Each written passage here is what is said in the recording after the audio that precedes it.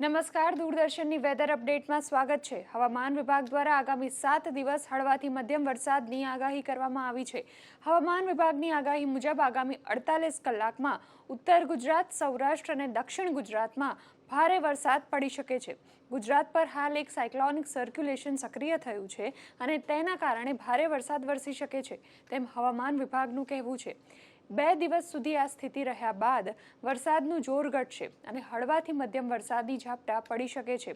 આજની વાત કરીએ તો આજે બનાસકાંઠા, પાટણ, મહેસાણા, સાબરકાંઠા, દાહોદ, નર્મદા, ભરૂચ, સુરત, નવસારી, વલસાડ, દમણ, દાદરાનગર હવેલી, પોરબંદર, જૂનાગઢ, અમરેલી, ભાવનગર, ગીર સોમનાથ અને દીવમાં છૂટાછવાયા સ્થળોએ ભારે વરસાદ વરસી શકે છે। અમદાવાદ અને તેની આસપાસના વિસ્તારમાં પણ ગાજવીજ સાથે સામાન્ય વરસાદ રહી શકે છે।